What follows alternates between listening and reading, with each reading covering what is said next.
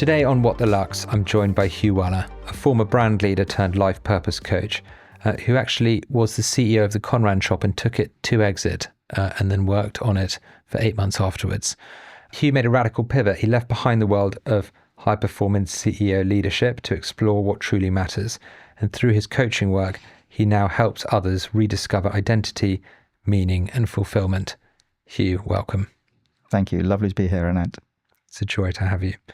So Hugh, you moved from shaping brands to, in a sense, shaping people. What made you sort of make that shift? What was your journey like after you exited Conran Shop, and talk us through that process? So the journey started a while before that, if I'm really honest. We've talked about my childhood, which really shaped my worldview. And part of that was this need to fit in, but also this need to maybe prove myself as well. And having lost everything when we were kids, also there was a certain level of privilege that I wanted to guarantee in my life. I didn't want to become a multi-billionaire because I'd seen extreme wealth and knew that I didn't want to be part of that. And, it didn't necessarily buy you happiness, but I also didn't want to drop through, a net into nothing as well. So I always had this ambition in my mind to deliver a certain level of comfort, and I always guarantee that. So that's the first thing. And I always was focused on the fact that I wanted to enjoy what I was doing, that it wasn't necessarily about the career. The career was paying for my social life. And I was quite kamikaze when I was younger, absolutely, because I didn't really value life, to be totally honest. And the turning point there, I suppose, was my older brother committing suicide and realizing that that was a brave decision, but a moment in time. And I've definitely seen life has its ups and downs, but for me, the trajectory has always been generally upwards. I had several career changes. I worked in a bank, I worked in recruitment, and I gave all of those things up when I was doing, in a very good place, doing really well, because it felt wrong to me. And at one point, I was in recruitment at the time.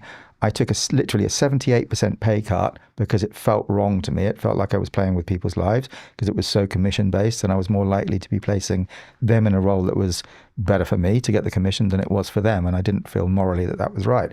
So I took the 78% pay cut and went to work in fashion. And I went to work at what was at the time the Burton Group, Topshop, Topman, and then became Arcadia. And because I wanted a career, I didn't want something that was more of a sales job as well. And it felt as though I'd connected to flow. I just hit the ground running. I went whoosh. I'd got onto a different train. And that's, I did that there for about 10 years. And then I was headhunted from there by several different businesses, but I wasn't really interested in going into another high street retailer. But then the Urban Outfitters opportunity arose to launch it in Europe. And I was fortunate enough to put a proposition together, and I got the role. And put together a team to come up with the concept to adapt it to Europe. And I was told that I could have 10% or 90% of what they do in the US, as long as it was the essence of the brand. It was fine. We could do what we wanted. So I did that for about 17 years. Lots of highs, lots of lows. An incredible. Wow, that's a long stint. Very long stint as a leader as well. It's unusual. And so you were leading it. So you were leading basically the European franchise. Yes. For Urban Outfitters. Yes. Yeah. And sort of started it from sort of nothing into first store in Kingston High Street. Yeah. There was originally an MD that I reported into, and he went after about a year, and there was a couple of other guys that came in, but really I came up with the concept here with the team that I brought on board. So there were 4 of us, 3 buyers, men's, women's and homewares, and myself. And we went over to the US, looked at the concept in the US, and I'd never been to the US. I'd had no desire to go to the US, if I'm really honest. So I had this utopian vision of what the brand was that I'd heard from people coming back from the US. So when I got there, I was quite surprised because it wasn't quite what I expected it to be. What was the difference? It was more commercial, let's say, than I was expecting it to be. It was younger, and it was slightly more one-dimensional than I expected it to be. So I walked into the first store in Broadway in New York and walked straight back out again and said, sorry, if that's what you want me to do, I'm on the next plane home, because it's great, but it's not right for the UK and not right for Europe, because Europe at the time, and probably still now, is significantly more sophisticated and competitive than the US. You've just got a very big market. We are a little island. We've got to be significantly more multicultural than you need to be in the US because you've got these big segments of demographic. And, we have influences from all over, because we travel a lot. A lot of Americans don't travel, whereas we do. So we have a particular lens. So what we came up with was this concept of a reflection of our customers' wardrobes and lifestyle objects. And we just sat down together and said, okay, how do we shop? So we'll go and buy vintage, or we'll go and buy Hanes 3-pack t-shirts, or we'll go and buy APC or whatever. And we just brought all of those things into one place. And it was amazing, absolutely amazing. It did really, really well. And as I say, I was there for about 17 years and lots of highs and lows. And there was a moment in my career where it was really, with Urban, when it was incredibly stressful. I had panic attacks. I had, psoriasis. I ended up getting psoriasis one particular moment that was incredibly stressful, and I didn't even know what it was until I got it. And apparently it's something that you can only get through stress or a really bad cold, and then you can never lose it. You can just manage it. And then, I dealt with that, and then I had panic attacks, which came from absolutely nowhere. I mean, I was quite relaxed, and I thought I was... What's it feel like to have a panic attack? I remember the moment the first one happened. I was in a place called The Garage on Bluebird in Kings Road, when it used to be like a multi-branded place. And I went to write a check. And all of a sudden, I just started having this really hot flush, went really red, overheated, sweating, shaking, and I couldn't sign. I couldn't sign at all. I was just like that. And it was just like blurred vision, everything. It was awful. And I didn't know where it came from. It's the very first time. Did you come out of it, or and then eventually I just had to hide it. And it lasted for about 2 years. These attacks kept happening. And I was ashamed. What's your recommendation for I think a lot of people probably have panic attacks and don't realize that's what they're having. Well, it's the same as the recommendation I'm going to give for psoriasis, actually, or for anything, if I'm really honest. And that's meditation. Because I dealt with it myself. I didn't speak to anybody about it, and I started to recognize the triggers. And a trigger could be picking up a cup of tea, as simple as that, because it was performance. People were observing. So wherever I felt like I had to perform, I just concentrated it in that. Really silly moments. And I started to recognize that. So through gradual exposure therapy, which I didn't even know about, I gradually started surreptitiously picking up cups when people weren't looking. And once I'd taken the first sip, I was okay. And then I knew that I could finish the cup. Simple things like that. And with the psoriasis, like a bit of a tick. It's like a bit of a tick. It's like you can't have a sip under observation. Yeah, or that's just one example. Or getting up and speaking, in front of people. Do you like public speaking? I don't like preparing for public speaking, but if it's a subject that I'm passionate about, you can't shut me up. I used to do that at Urban all the time, where I'd do road shows, for example, and there'd be like a couple of hundred people, and I'd go up on the stage, and I could never prepare. But once I started talking about this concept that I really believed in, they'd have to drag me off the stage, because if it's connecting to my truth, then I'm really happy to talk about it. So then the psoriasis. I mean, there was a moment in time where I used to describe where I was in my career and in my life as being on a speedboat, heading towards an imaginary desert island. And coming at me from all angles were terrorists in speedboats. There was a burning ship, there were mines in the sea, attack helicopters. And I was very successfully, in my mind at the time, navigating my way, maneuvering my way around these obstacles, fueled by adrenaline. And I was a million miles a minute, whether it was socializing, whether it was work, whatever it was, I was achieving a lot, I thought. But actually, on reflection, it was survival. And there were so many different areas within my life that fell by the wayside as a result of that. I was unhealthy. I was drinking too much. I was, really just focused on that success, delivering those goals, those SMART goals, so to speak. And it's interesting that the way I describe my life now, and this has really come from, and this is real, and that's exactly how I did describe it at the time, and this has just come naturally to me now, because I talk about meta goals, not SMART goals now. I don't believe in SMART goals at all, as in specific, measurable, achievable, realistic, and timely. Like, I'm going to run a 6K in 6 months under 20 minutes. It's like, why? You're not going to get a gold medal at the Olympics. Why are you doing it? Just enjoy it. It's what's your purpose? So I'm much more about orientation now. So I talk to my clients about set really outrageous goals, and we'll come to the swimming as a good example of that. Set an outrageous goal. And, I say to my clients all the time, you're not really being outrageous. You're doing bottom up here, which is that whole saying of 10 times is easier than 2 times. actually 100 times is easier than 2 times, because you're coming from a completely different angle as opposed to fine tuning from the bottom up. So just, set yourself really outrageous goals, know that you're going to achieve it. What's your outrageous goal? Well, the swimming, I'll give you a good example. Let's talk about the swimming. The swimming's really interesting. Yeah, but so just coming on to this orientation thing, this and the speedboat, that has now evolved into me being on the Orient Express, and this is genuinely how I feel. And I'm sitting in a beautiful carriage, beautiful meal in front of me, lovely scenery that we're going past, and I know I'm going somewhere amazing. I know the destination is amazing because it's the Orient Express. I don't have to think about that. All I have to do is be present. Build a good carriage. All I have to do is just be there. And by being present, I know I'm moving in the right direction. I'm there to recognize the opportunities. That's the difference. And we were talking about this earlier on, about creating space in your mind for things to bubble up, because it's all out there. This infinite wisdom is out there, but we have to create the space to allow it to emerge. Yeah, I mean, it's interesting. Firstly, I think, one of my life mantras is, the destination is the journey, which is pretty cliched, but I do think it's important. I think it's very, very easy to forget, that actually, we're living for now, I mean, it's kind of obvious. It's very easy to forget that.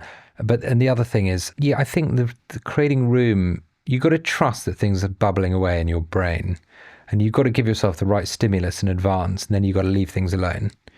And the value in just leaving things alone and then kind of trusting in yourself is really powerful. And I think to bring that back to what we were talking about earlier, like public speaking, for example, I do a lot of public speaking, and, I'm not naturally someone born on stage.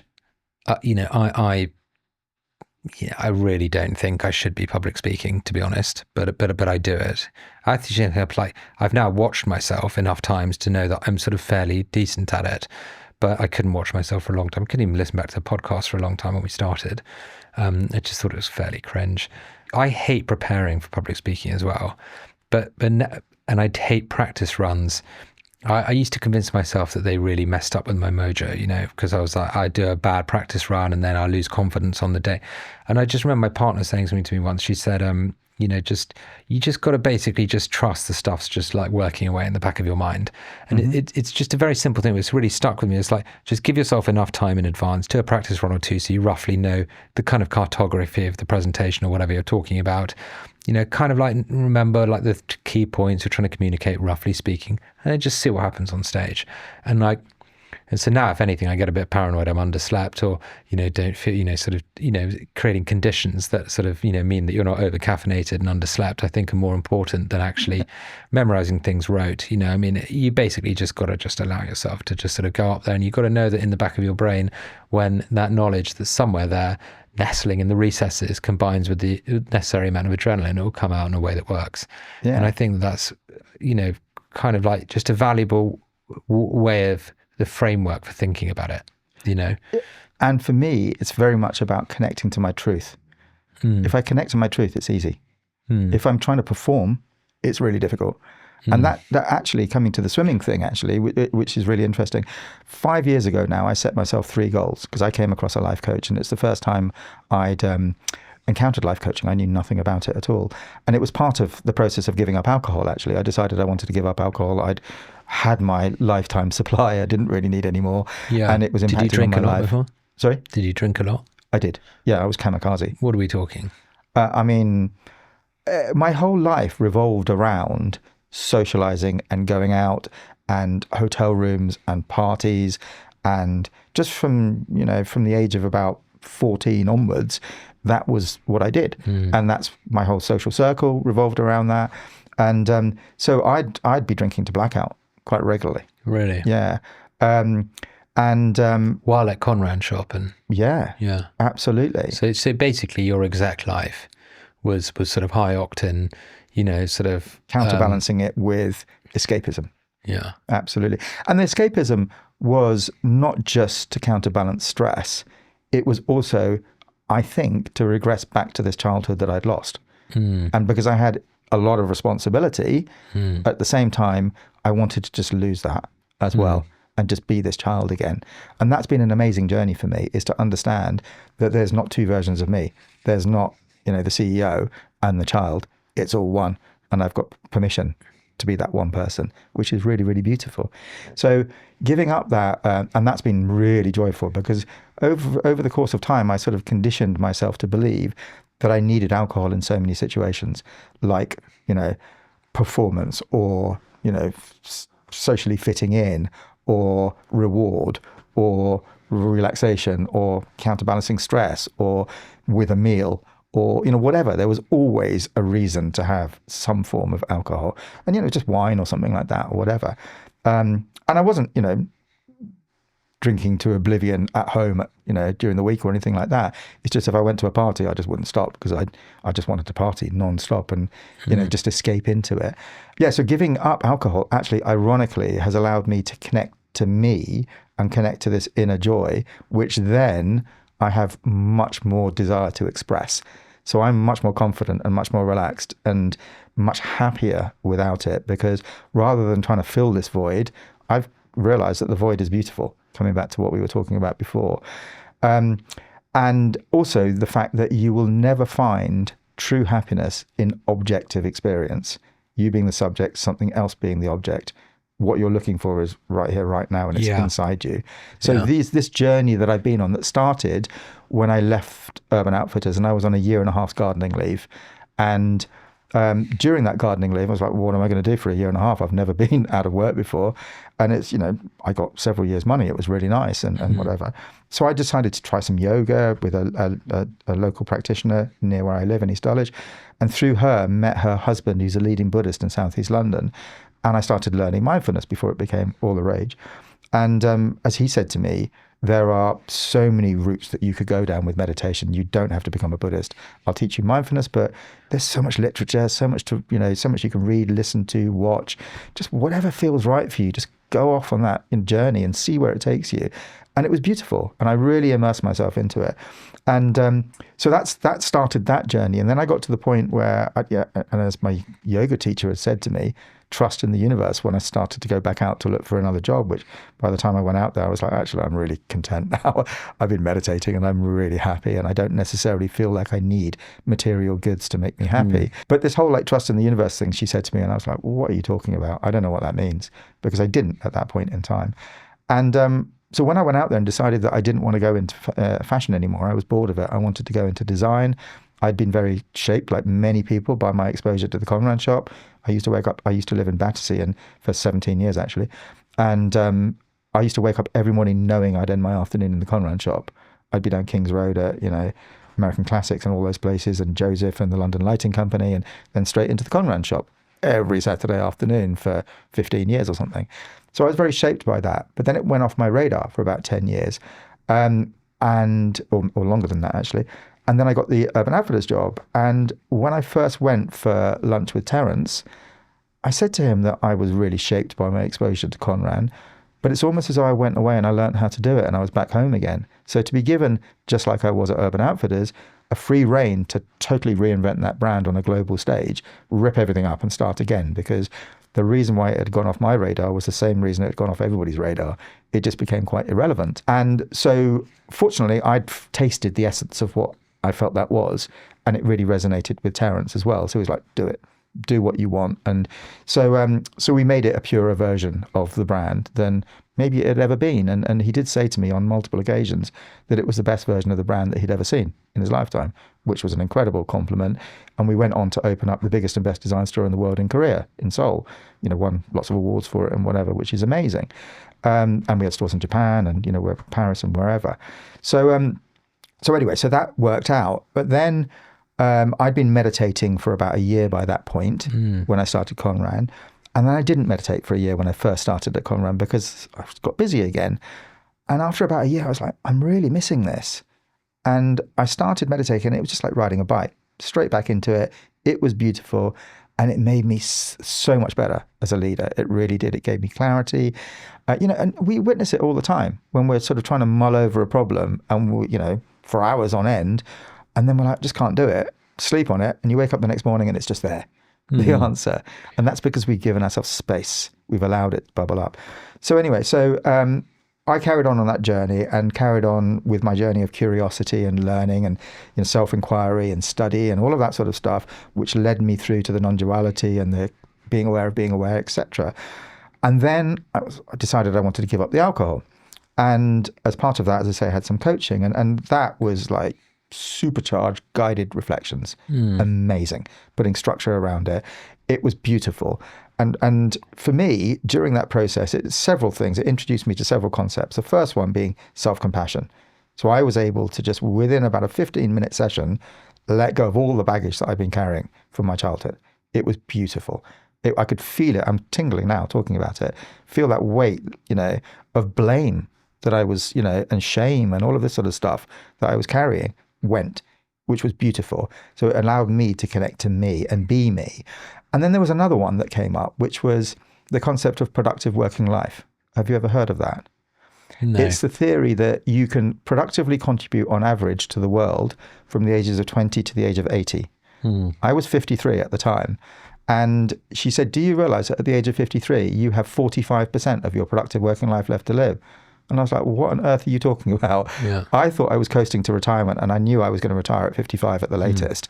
I ended up retiring at 54 from that world anyway.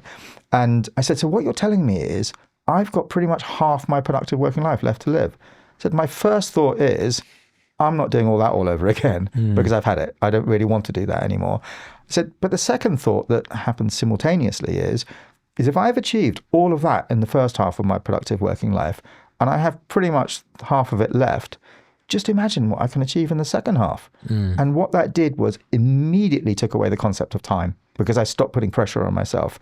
And that's where one of the reasons why I've now formulated this view of meta versus smart goals, and not putting silly timelines on things. So I set myself 3 goals as part of that process. The first one was to give up being a CEO, because I'd tasted joy through my meditations and everything. And I just wanted to do something that connected me to purpose, balance, and joy. Just me. No thought of ever becoming a coach. And I just pointed in that direction. I said, okay, that's what I'm going to do. I believe that that's going to happen. I'm just going to point myself in that direction and see what happens. The second goal was a physical goal. And this is the swimming one, where I couldn't swim. But a friend of mine had just swum from island to island in Greece, 5 kilometers. And I tried to learn how to swim loads of times in my life. But obviously I didn't learn as a child because of everything that happened to me. And I just decided that I was going to swim from island to island in Greece. And I just told everybody. And I knew I was going to do it. And I didn't say, though, this is the meta versus the smart goal. I didn't say it's by the age of 60 or by the age of 55 or by the age of 90. I just know it's going to happen in my life. And I'm going to step on the path, and the path will reveal itself, and I will just love the journey. That's all I'm going to do. And I thought that was, I called them audacious at the time. Now I call them outrageous, and I'll end up calling them ludicrous or something. And this is the 100 times is easier than 2 times thing. I just stepped on the path, and I just learned something called total immersion swimming, which is effortless swimming. Took ages, a couple of years. What's effortless swimming? It's basically you just drop forwards as opposed to pulling yourself backwards. Okay. It's designed for sea swimming, so you actually can go on for ages. Right. And it took a couple of years to learn that. But while I was doing that, and I didn't want to run, I didn't want to engage in triathlons or anything like that, but I joined several Facebook groups, for example, slow swimming and wild swimming and all of that sort of stuff. And then I realized that all the pictures I was looking at that I love were frozen lakes and lochs and things. So I'm like, God, I've got to get into cold water now, and I hate cold water. So during lockdown, actually, I did a Wim Hof course for 7 weeks and learned how to do ice baths.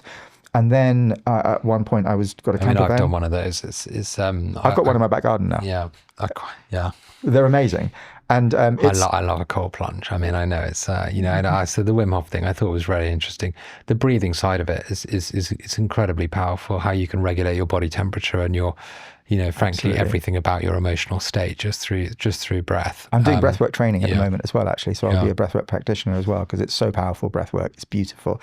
So a friend of mine, he wrote this book called Breath. It's an increase called Stuart Sandman. He's actually created this sort of engineered sound bath meets breathwork practice that looks at different frequencies that vibrationally release tension from your bones, because they vibrate at different frequencies, and that's why a gong bath is so powerful. So you combine that with a bit of breath work. It's a very nice cocktail of relaxing sort of and cathartic, practices brought together. It's nice. Absolutely. Which is why I'm learning, training to become a breathwork practitioner myself as well, because I've witnessed the power of it. It's really profound. Powerful, It's amazing.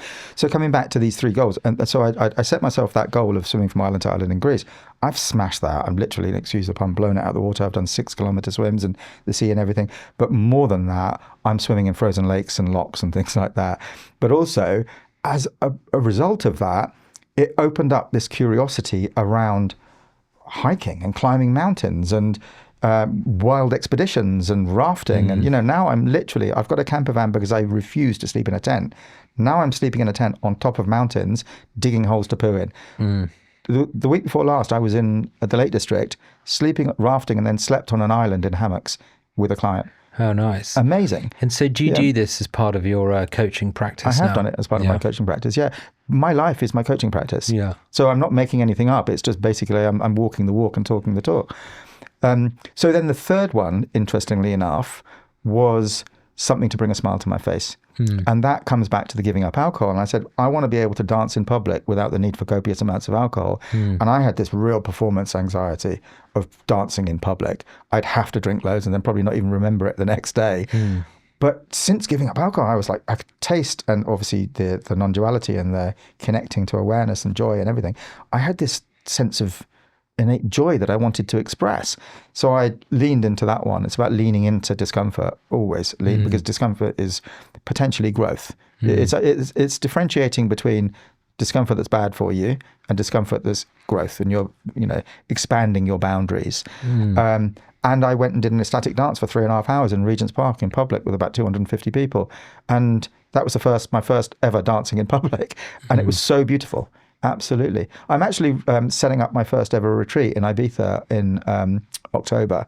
And breath work, ecstatic dance, all of these things that I've learned a transformational retreat will absolutely become part of that. So that's with one of my ex-clients actually. What's your, if you can think of one outstanding brand transformation, whether you've facilitated it or supported it, or just any brand transformation? I've got one that immediately sprang to mind. So it's an interesting thought. Go on, what's yours? Do you know Staya Bookstore in Takayama in Tokyo? No. I mean, it's probably the only reason worth, going to Tokyo nowadays, because they seem to have run out of ideas over there about 10 years ago. But it's absolutely a destination, like a lot of concept stores in Japan used to be, going back 20 years. But Staya Bookstore was like their version of W.H. Smith's. But now it's called Teesside, the area where they've redeveloped a couple of 3 buildings in Takayama in Tokyo. Do you know Tokyo at all? Well, I've been twice, and but I can't remember the. Takayama's slightly upmarket, a really nice neighborhood. I remember going to Womb Club. I don't know if you know Womb. No, it's a late night club. I mean, not like that. No, that makes it sound seedy. It's a rave. Right. But, okay. It's an amazing techno club. But really. Right. Yeah. Okay. But Staya Bookstore is just unbelievably amazing. It's just literally a bookstore going in the opposite direction of everybody else in the world, and becoming physical as opposed to digital. But the physical experience is so fantastic because there's a whole wall of just pens. Yeah. And they are beautiful, and it's all the best pens in the world. Basically, the curation is amazing. Whether it's magazines, whether it's books, or whether it's design or fashion or whatever it happens to be, it's fantastic. And the design of the buildings is beautiful as well. It's just such a beautiful neighborhood now that they've opened up there. Now, I haven't been to Japan for 5 years, I think. So there might be something else and it might have closed down by now. But for me, they brought in a new creative director who was part of the original family, and he decided to go off on a completely different tangent. So what was really mass market suddenly is, a real destination, and, lovely, beautiful. But I think Le Labo have actually opened a bookstore in Tokyo, and Probably. sort of combined this concept of sort of scent with reading and just pausing and reflecting. Yeah. And I actually think combining senses in unconventional ways is a really untapped opportunity that's just not explored enough, and it's the number one route to memory and emotion. And maybe I'll introduce you to somebody who I met recently who's so incredibly interesting. Really? It's why I was in Cornwall, actually, to have a look at their retreat space. They have a valley in Cornwall, which is the only major temperate rainforest left in the UK. 40% of the UK used to be a temperate rainforest, and now it's 0.4% or something. And they've got something like 300 acres in this valley of absolutely beautiful space, and a 4,000-year-old rainforest. And Merlin Hanbury Tennyson was in the military, and he used the rainforest to get over his PTSD. He worked for PwC, I think, at one point in time, or one of those lot, and basically had a complete breakdown and PTSD and everything else. And he used the rainforest to help him get over that. But Lizzie had, I think, 3 or 4 miscarriages, and she used the rainforest to recover from those as well. And I had like an hour and a half tour of his rainforest. It was absolutely beautiful. He's had a book that came out about 3 weeks ago, which is amazing. But what she's done is he was talking to me as he was walking through the rainforest with me and my wife, actually, and talking about it's not just this Shinruku Japanese forest bathing concept. There's real chemicals that are released by these trees and by the mycelium, etc., that absolutely impact on your well-being and on your mood and everything else. She's bottled the essence of that and put it into I think it might be candles and things. I can't remember exactly what she's doing, or in a fragrance. So you've actually got that chemical compound in there, and she's just been getting funding for it. And I think she secured her major backer. But it's amazing. What do you think it takes to have a meaningful amount of something to have impact without it? I don't know, because I don't know what that something is. Yeah. Do you believe in homeopathy? My wife is a homeopath. Is she? Yes. That's interesting. I believe in it. Even she can't explain why. Yeah. She's a homeopath and kinesiologist, and she can't explain why. And I was skeptical when she first did it, but I've seen it in action. So to give it to kids who don't know they're taking it, and to give it to animals who don't know they're taking it, and see the unbelievable results, to see warts disappearing from people. To animals, that's interesting. Because part of me has always believed that homeopathy works partially because it's sort of placebic. I mean, babies don't know that. Well, I know, but this is, I guess I hadn't really thought about it in the context and warts. My niece had really bad warts, and my wife gave her these like little magic pills, as they are, and within weeks they just shrank. It's a funny analogy for life today, isn't it? Because in a funny kind of way, we just assume if something can't be measured or quantified, it doesn't exist. And we fall for the propaganda. Yeah. Yeah, and that's one of my realizations, that capitalism isn't always good. Yeah. I sometimes wonder, like, how differently we'd feel about life if air was viscous. I think about it quite often. We would probably feel a lot more connected, wouldn't we, if, it wasn't invisible, if we were just sort of moving through this fairly viscous soup. Yeah. Basically, if atoms were sort of visible to us. Yeah. Anyway, it's pretty that's a winding rabbit hole. Yeah, absolutely. It is and it isn't, because it's also incredibly simple. Because it's actually the realization that we're all exactly the same.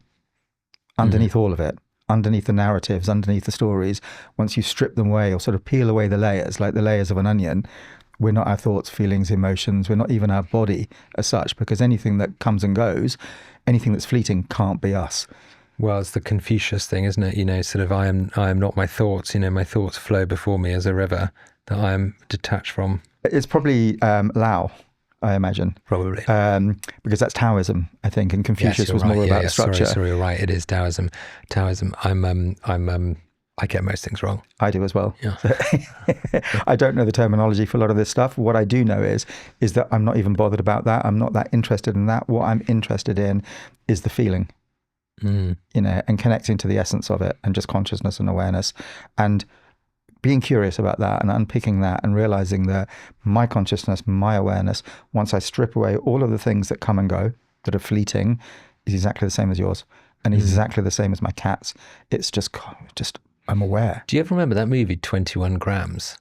Do you know what I mean by that? Name. There was this movie 21 Grams, and it was like, it's based on this scientific truth that there's about 20 grams that's unaccounted for when you die, that no one can figure out. It just doesn't add up scientifically. Yeah. And they were like, well, that's the weight of the soul.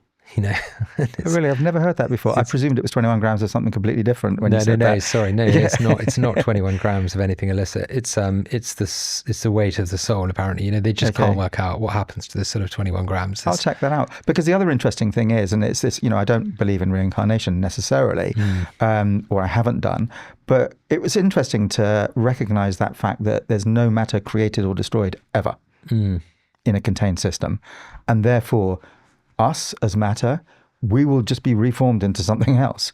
So matter of form. I mean, that's, yeah, absolutely. There you go.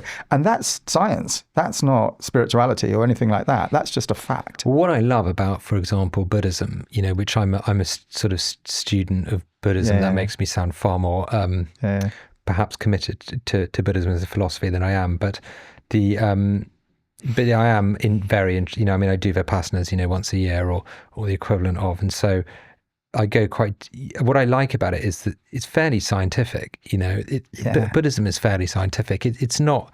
Have you read the book, Why Buddhism is True? No. I'll send you a link to it. It's fantastic. No. It's a psychologist, whichever, in the US who's basically done a study of Buddhism and how it impacts the brain.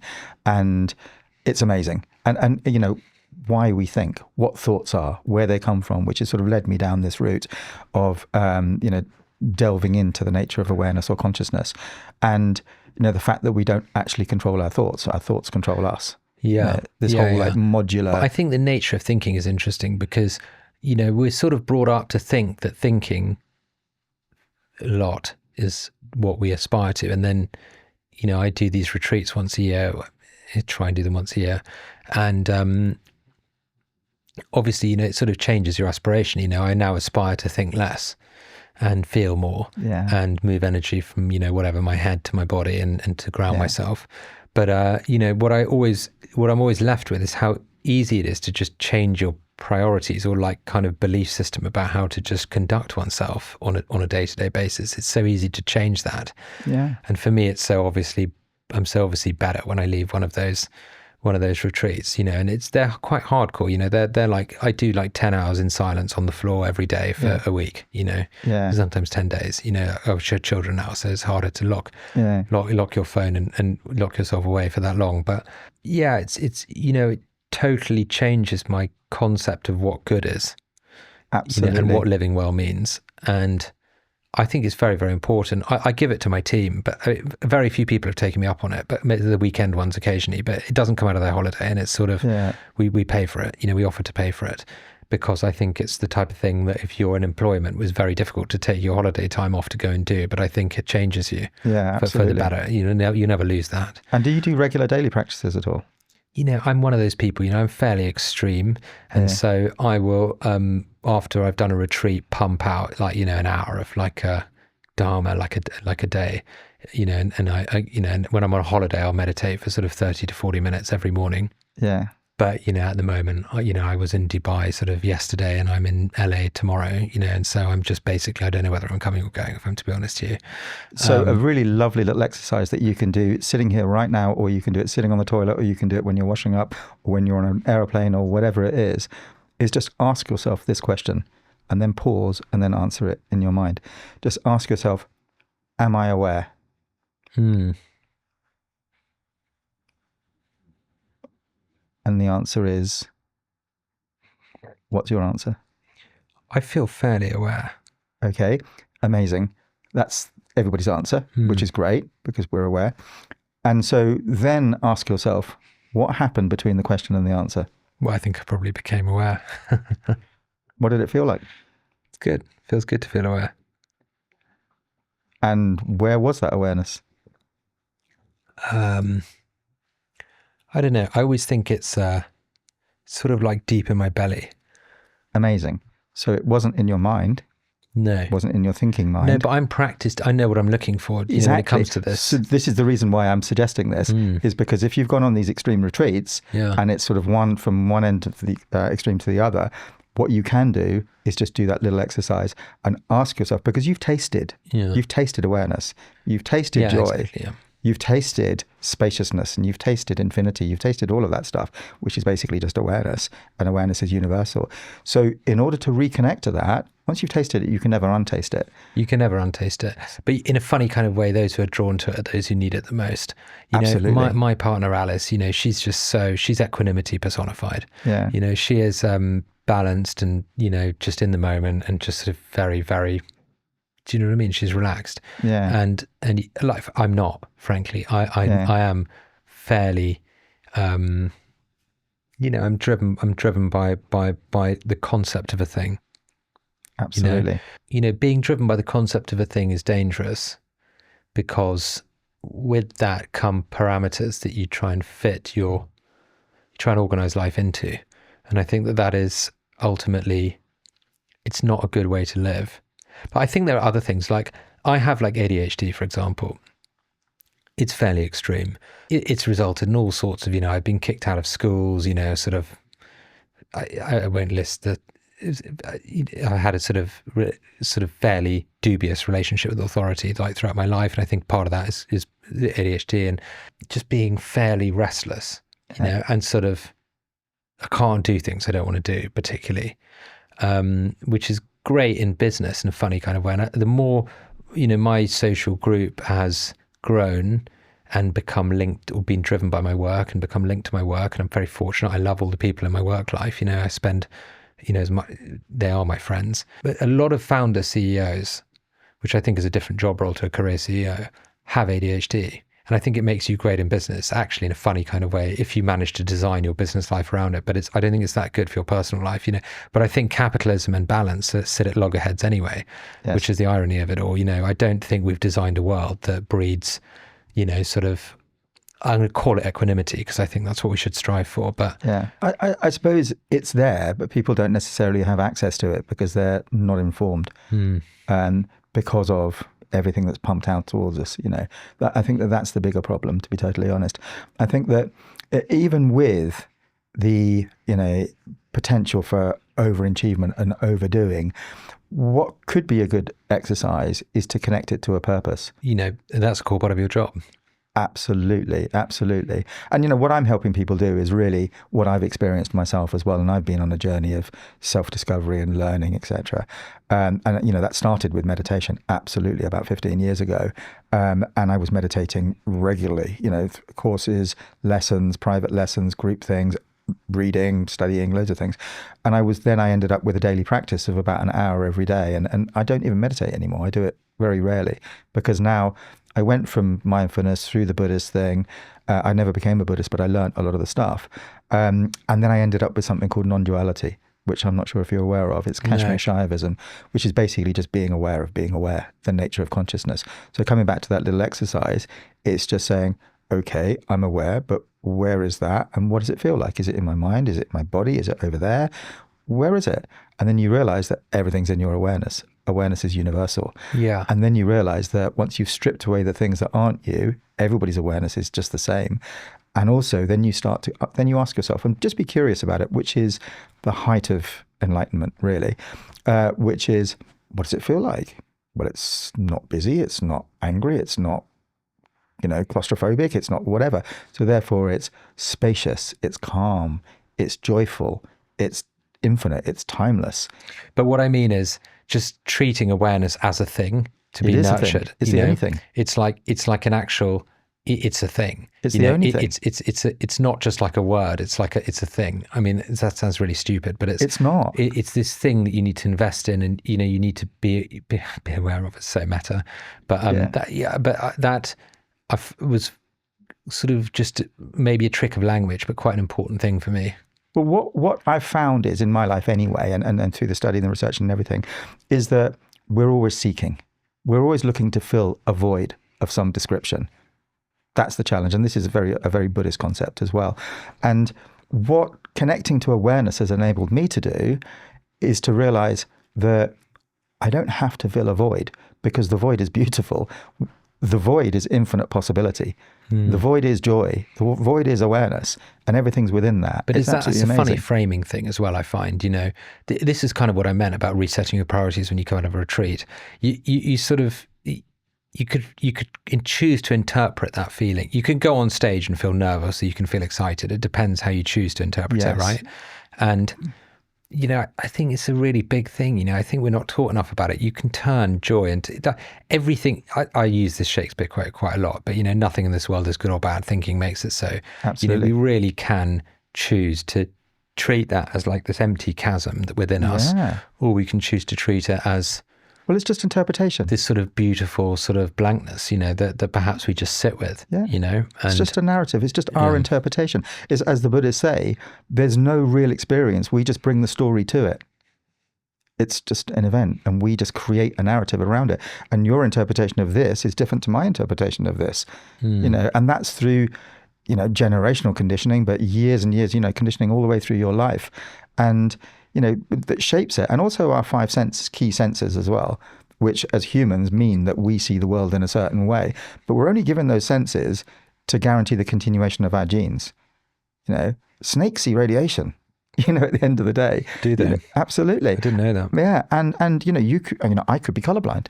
I could be seeing a very different picture of what's going on here. I mean, I remember from a very, very early age being fascinated, from when I was like sort of 6 or something, I was always fascinated with the idea, what if what I see is green, you see as blue, Yeah. And what if actually maybe we all are the same, but the only difference is our actual eyes. I mean, and what I mean by that is like, what if it's our physical instruments that vary, but actually our condition is the same? I mean, it's just something that I just taught, I just remember being fascinated by the idea of this when I was a child. I mean, it's obviously ridiculous, but... Well, not in the slightest. We should question these things, really, because they're the things that are creating this narrative in our minds.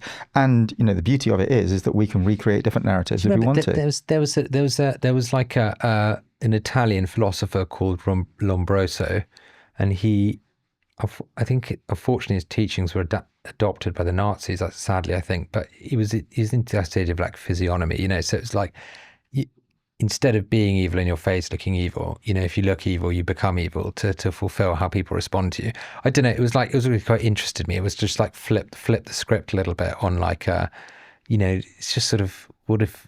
Yeah, exactly. I don't know what's the relationship. I can see how that's true, because you can see how people projecting their narrative onto you, after a while, you'll start to internalize that. Yeah, and even if, you could be doing it for multiple reasons. In fact, there's an infinite number of reasons why you could be doing it. But one of them could be because you're just living up to the stereotype and you just become lazy. And what's the point in fighting it if that's what people think? So just from that perspective, I absolutely agree with that, because I've seen that myself. In fact, the parallel there for me is, after a while, I became, I hid my identity growing up because of things that happened to me when I was a child. I lost my whole family when I was a child, pretty much. I lost my mum when I was 6, and I disowned my father as well. I've got a twin brother, and luckily he survived, but my older brother committed suicide. So I lost my whole family, and that was it, basically, and all the possessions and everything at the same time. So I went to a lovely posh little junior school, but ended up going to the worst comprehensive in Essex, full of skinheads and racists and everything else. So of being mixed race myself, it left me with a really big imposter syndrome and really big, need to be perfect, and a really big need to fit in. All of those sorts of things. Any limiting belief and any complex you can think of, I had it at the end of the day. Where are you from, actually, originally? From Essex originally. My dad was originally from Pakistan. Okay. My mum was white English. And so the Wahla is it's from Pakistan originally. Okay. But I denied that heritage until my mid-30s, when we had our first child, because my wife, who's white English, insisted that I admitted to my heritage because it wasn't fair on our kids, which is totally correct. But because I carried so much negativity for multiple reasons. One is because of things that happened after my mum died and being taken over to that country for a year or so. What happened? Lots of things happened, like people trying to kidnap us. And, I even ended up, and these are things that I talk about now that I didn't necessarily talk about before. I saw incredible hypocrisy as well. At one point, my father, he went over to Saudi Arabia and he became business partner with the king's doctor there. So we were taken around the palace to see, all this opulence and everything else. We were even taken to see beheadings and people's hands being chopped off. This is at a very young age. And we even went on like a Hajj, holy pilgrimage that we were taken on, which was incredibly hypocritical, because sitting in the car was me, my twin brother in the back seat, and in the front seat, my dad and his business partner's wife, who was half Saudi, half American. And in between me and my twin brother, we were probably about 13 at the time, was the 16-year-old daughter of his business partner, who showed us a lot of the birds and the bees on the way to do our holy pilgrimage, which was under the blankets in the back seat. But more extreme than that was, as we would, apparently you have to go from the pilgrimage is from Medina to Mecca, and you drive through the desert. This is going back a long time now. And as we were driving through the desert, all of a sudden, bang, we hit a Bedouin woman, dead. And my dad was like, this is Saudi Arabia. they're not going to ask any questions. They're going to throw us in prison and we won't even get into court for a year or so. You got to help me. So we helped him drag the dead body into the desert and then went off and did a holy pilgrimage. And it's like, this is so hypocritical. And we were going round to people's houses and young girls just coming out in their underwear. And you're like, we don't see that in England. Why are we seeing that here? You know, and so the level of hypocrisy and, you know, the extreme things that we witnessed, and people, as I say, people tried to kidnap us and lots of corruption. Why did they try and kidnap you? Because we were these Western kids who were a little bit wild and maybe we had green eyes and they liked that look and stuff like that and whatever. It was, so what is your relationship like things. with Saudi Arabia as a place? Saudi Arabia, I've not been back, and right. that was the only. We were only there for 3 months, right? Because my dad was working there. But with Pakistan, what did your father do? He had a chain of estate agents, right? And he lost that because my mum died in a fire, and he was in hospital for a year after that, and he lost his business, right? And then had to sort of go off, and he did various things like import, export, and shops and construction and stuff like that. So he had lots of different businesses, but was very close to the King's Doctor. In fact, he even wrote a book which was locked in some Hollywood studio somewhere after a famous film came out called Death of a Princess. It was a bit of an expose to say that if anything happened to him, then this would come out. But anyways, we saw a lot of corruption, hypocrisy. Can we just go back to just give some context to this? So your father was sort of Pakistani, and he first generation. So he came from Pakistan to England. Yeah, and he studied at Edinburgh. What was his background in Pakistan, and why did he come to England? His brother, I think, went to Harvard, and he came here to go to. So he came from a wealthy Pakistani family. Relatively wealthy, but from a village, but a relatively wealthy background. And you know, he did well for himself, and his younger brother actually did even better for himself. Yeah, just lived here and met my mum. And interestingly enough, my grandmother was a cleaner in a local bus station here. So there was a lot of disparity between, you know, the backgrounds. So your grandmother was here as well? English, the white side of my family. I see, right, yes, okay. And I was brought up by the white side of my family, basically, in England. And your father, you were ostracised from your father after a certain point? Because after our mum died, he tried to play both roles, but really the way that he could play it was by becoming more of a businessman and going off and leaving us with people. So, for example, I think we were 8 or something, and I've blanked a lot of these things out, but he took us for a 2-week holiday to Pakistan. We'd never been there, never met any of that side of the family at all. And then just left us there and went off to Saudi Arabia and left us with people that we didn't know, family, and didn't necessarily get on with either. And we were treated a bit like, you know, weren't treated brilliantly, to be totally honest. Like the help. Like the help, really. And I remember being told by this family member who was married into the family, in fact, her married to my uncle, her grandfather was ex-king of Afghanistan, so they were quite well connected. He'd done very well for himself. That we were evil because we had our mother's blood in us. And this is like young kids who'd lost their mother because it was the English blood that was in us. So we didn't fit in necessarily there, and we didn't necessarily fit in here, because especially going to the school that we ended up going to, the comprehensive that we went to with all the Skinners and racists and National Front and all of that sort of stuff, it was an issue. But fortunately, it made us very strong. Talk to me about growing up in Essex then in the 80s. Yeah, absolutely. Sort of late 70s, early 80s. And yeah, it was a challenge, but it actually was very character building for us because we'd been taken away and we'd experienced the world and quite extreme versions of the world. We'd sort of lost our childhood completely and had to grow up very, very quickly and had to become very independent and had to, you know, survive these things. Our dad wasn't there. So when people were trying to kidnap us and turning up with machetes, like mobs of people trying to banging on our door, and we had to escape out the back of the house and things like that, getting to know the local gangsters and stuff like that and whatever. It was quite extreme. So we had to grow up quite quickly. So when we came back to the UK and ended up, you know, through a set of circumstances, my older brother went to boarding school, for example, and because we decided that we'd had enough and we wanted to disown our father, and that was a choice. So we ended up through our choice, going to this, you know, what was at the time terrible, but actually, with hindsight, amazing, comprehensive. When the kids tried to pick on us, we were able to say, you're just kids. We've been around the world. We've seen beheadings. We've had people try to kidnap us. That's one thing. But the other thing is that we're twins, and, you know, we've been through it together, and we have no limits. Whereas you do, and your friends do. You'll stop at a certain point, but we won't at the end of the day. I normally ask this sort of outro question, you know, what would you change about your industry, and what are the kind of things that you'd love to reshape? But why don't we broaden it out to the world of work? You know, what do you think is unhealthy about how we engage with high performance people in leadership roles, how we're expected to show up every day? What would you change about that? I think it's down to, a lot of it is down to the individual. No, because I know that when I looked after myself, I was a much better executive, a much better leader. And that came from me doing the work myself. And doing the work actually turned into a joy eventually. But, you know, like anything, like any growth, it's uncomfortable to start with. I think there's a lot of commentary today about self-care, and I think sometimes it can border on hyper-individualistic.